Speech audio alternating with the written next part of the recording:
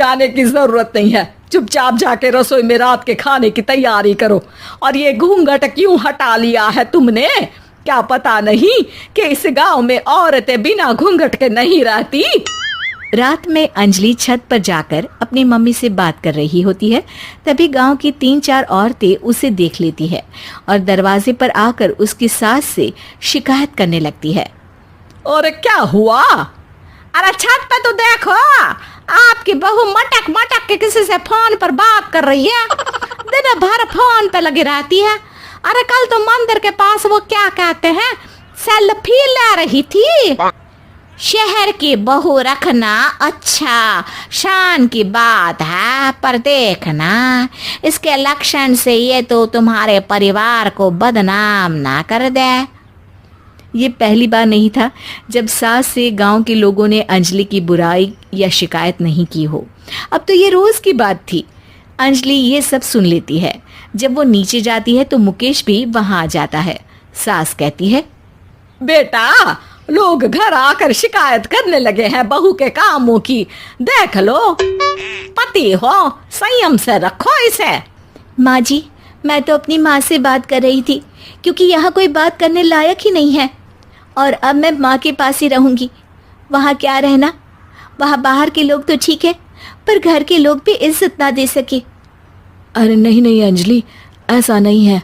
धीरे धीरे सब ठीक हो जाएगा, तुम फिक्र ना करो। अरे बस कुछ बोलना ही नहीं है, सर पे चढ़ा रखा है बहू को। सास मुकेश की नरम बात सुन के वहां से मुंह चढ़ाकर चली जाती है। मैं तो कहती हूँ हम दोनों शहर चले जाते हैं। मैं पढ़ी लिखी हूँ, मुझे वहाँ नौकरी भी मिल जाएगी और थोड़े दिनों में आप भी वहाँ कुछ काम ढूंढ लेना। अरे नहीं नहीं अंजलि, हम यहाँ ना गांव का खेत, माँ पिताजी को छोड़कर शहर नहीं जा सकते। माँ पिताजी को कैसा लगेगा और गांव वाले क्या सोचेंगे? ये कहकर मुकेश सोने चला जाता है और अंजलि की गांव वालों द्वारा बुराई का सिलसिला बहुत दिनों तक चलता ही रहता है। लेकिन अंजलि गुस्सा ना दिखाते हुए समझदारी से काम लेती है। बारिश का मौसम चालू हो जाता है। जोरदार बारिश से पूरे गांव में हाहाकार मच जाता है। दुर्गा नदी में बाढ़ आ जाती है और बाढ़ का पानी पूरे गांव की फसल तबाह कर देता है। फसल की ये हालत देखकर गांव वाले निराश हो जाते हैं और बात तो यहाँ तक पहुँच जाती है कि कुछ लोग तो अंजलि को इस सब का दोषी ठहरा देते हैं। अरे पूरी फसल तबाह हो गई, पता नहीं किसकी नजर लग गई है। अरे जब से चौधरी परिवार में ये शहर की बहू आई है ना, तब से ही गांव की शांति चली गई है। इसके कर्म कांड से माँ दुर्गा नदी भी खुश नहीं है। ये सब सुनकर बेचारी अंजलि रोते हुए अपने घर चली जाती है। कुछ दिन बाद सभी गांव वाले अपनी फसल का मुआवजा लेकर अपने अपने घर आते हैं। मुकेश भी 1500 लेकर आता है। अंजलि को जब पासबुक दिखाता है तो अंजलि हैरान हो जाती है। अरे, ये पासबुक में तो उन्होंने 4000 की एंट्री करी है और आपको सिर्फ 1500 दिए। सच में? अरे वो सरकारी अफसर आपको बेवकूफ बना रहे हैं। सरकार की तरफ से हमें 4000 मिले हैं, लेकिन बाकी का सारा पैसा खुद ही खा रहे हैं। आप लोग के अनपढ़ होने का फायदा उठा रहे हैं।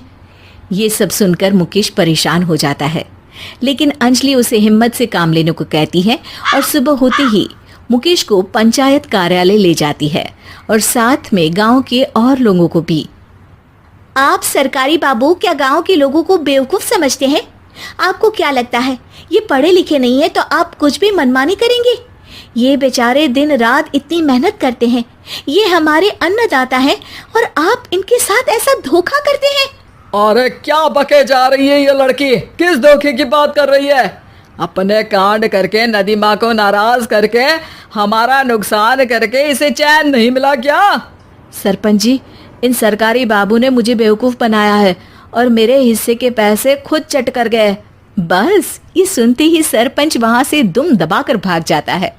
पता चलता है कि जनपद अधिकारियों ने गांव के सरपंच के साथ मिलकर सबके साथ धोखा किया है। सब लोगों का विरोध शुरू हो जाता है और आखिर में अधिकारी सब गांव वालों के हिस्सों के बचे हुए पैसे उन्हें लौटा देते हैं और कई दिन तक सरपंच गांव में लौटता ही नहीं। अंजलि, तुम नहीं होती तो हम गांव वालों को तो पता ही नहीं चलता कि ये हमें हर बार बेवकूफ बनाते हैं। हाँ हाँ अंजलि बेटी, हमें माफ कर दो। हम सब तुम्हें बुरा भला कहते रहे, लेकिन तुमने ही आज हमें बेवकूफ बनाने से बचाया है। हमें तुम पर गर्व है बेटी। अब समझ आया कि सरपंच तुमसे नहीं, तुम्हारे पढ़े लिखे होने से नफरत करता था। क्यों ना इस बार हम अंजलि को ही सरपंच पद के लिए चुन ले। क्या कहते हो गांव वालों? पढ़ी लिखी सरपंच। बस पूरा गांव अंजलि के लिए ताली बजाता है और